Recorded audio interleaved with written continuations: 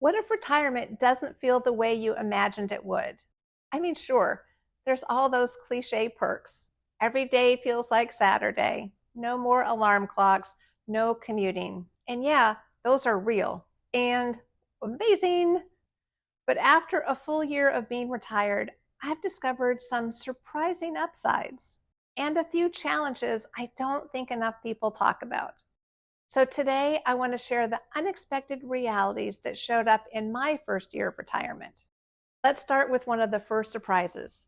When you retire, you're not just leaving your job, you're leaving a community. Now, I thought I was fully prepared for this one, but it still was an adjustment. I felt that void.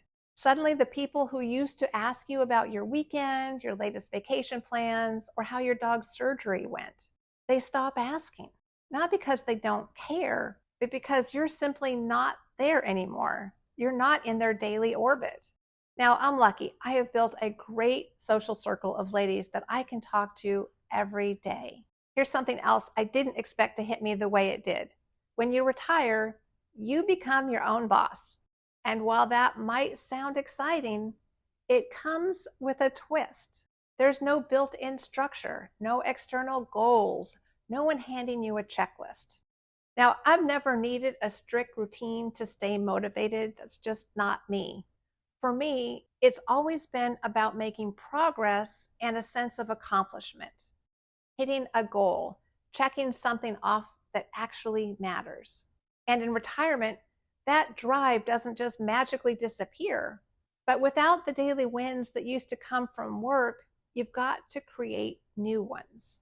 Otherwise, it's easy to stay busy without feeling productive, or worse, feel lost with all those hours to fill. And for someone like me who thrives on progress, that's where things can get tricky. So the real challenge isn't what will I do with all this time? It's how do I keep that sense of purpose and accomplishment without the job structure? Some days I move the needle. I get something meaningful done. Other days, without a bigger goal to work toward, it can feel a little hollow. Like I'm busy, but I'm not really building toward anything the way I was when I was working. That sense of contribution, of progress, of being part of a larger purpose, that's been harder to replace than I expected. That's where I've learned the value of a little bit of structure, not rigid schedules, but more like small anchors. A morning workout to move me towards my health goals, a journaling habit to help me process my feelings and explore new possibilities, developing a new video to share. It's just enough shape to my day to keep me feeling grounded without making it feel like work. It helps me feel like my time still has direction, even if that direction looks very different now. It's been a big but meaningful internal shift for me, redefining who I am without a title, deadlines, or productivity metrics. That identity I built over a 40-year career didn't just vanish, but it definitely had to evolve. I had to get comfortable redefining success, not by what I accomplished, but how present I was, how healthy I felt, how connected and calm I was.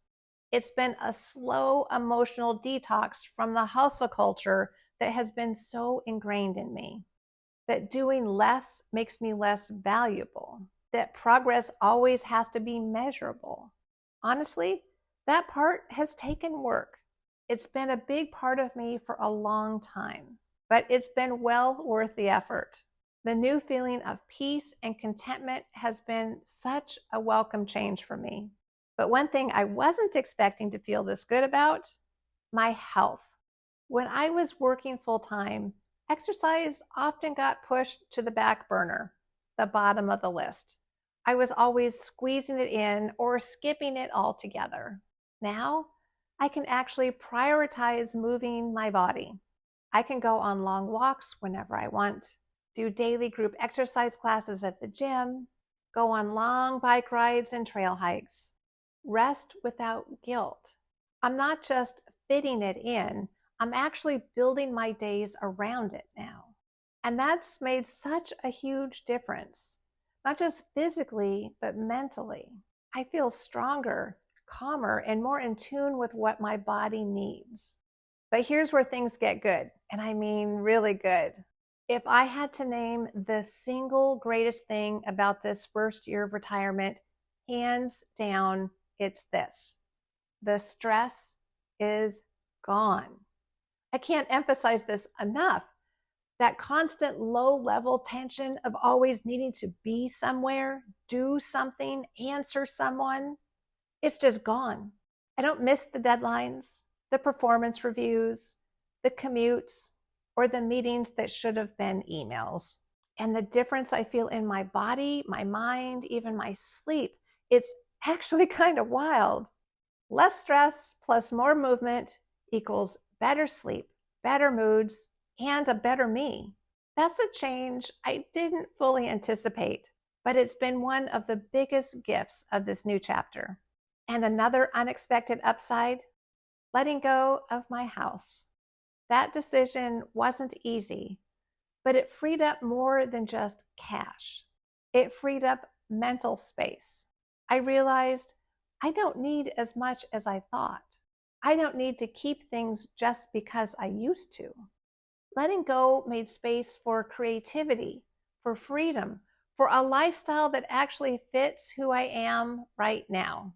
Taking a short break from the responsibilities of home ownership will make it easier for me to travel over the next year. No need for house sitters. No worries about burst pipes or break-ins while I'm away for weeks at a time. It's less about downsizing and more about right-sizing for the life I want to build right now. Now let's talk about something trickier: the mental shift from saving to spending. For decades, the goal has been to save as much as possible. Now, suddenly, the goal is to spend it. Wisely, yes, but spend it. And this has been a harder switch than I expected. Even though I've planned for this moment, even though the numbers work, there's this little voice that's always in the background. Should you really buy that? Maybe you should wait. You might regret this later. It's like my brain is stuck in this overly frugal thrift mode. And now I got to train it to feel safe spending. So if you're wrestling with this too, know that you're not alone. It's not just about math, it's about mindset. And it takes practice. But now, after a year, I'm finally getting the hang of this shift. The reframe that's really helped me: I'm not spending just to spend. I'm spending intentionally to support the life I'm designing, a life that feels light, aligned, and fully lived. But maybe one of the most subtle and liberating shifts is this: the phrase "I have to" quietly disappears. I have to run to the store before work. I have to mow the lawn this weekend. I have to pack a lunch tonight. Nope, not anymore, I don't. Now it's more like, I'll do it tomorrow. Or maybe I'll run that errand after lunch. Or maybe not. And that shift, it changes everything. It's how you go from chasing your time to owning it. So yeah, retirement isn't just all Saturdays and hiking. It's an emotional shift. It's learning how to rewire your days, your purpose, your social life, your identity, even your relationship with money. Some parts are harder than expected. Some are easier and are better than I could have imagined. But after a year of figuring it out, one quiet, imperfect, fulfilling day at a time, I can say this: if you're in a position to retire and it works for you financially, do it. Don't wait for perfect. It's not just about stopping work. It's about starting life in a different way. And for that, I am all in. If you're walking this path too, I'd love to hear what you've noticed in your first year. Drop it in the comments. Let's learn from each other.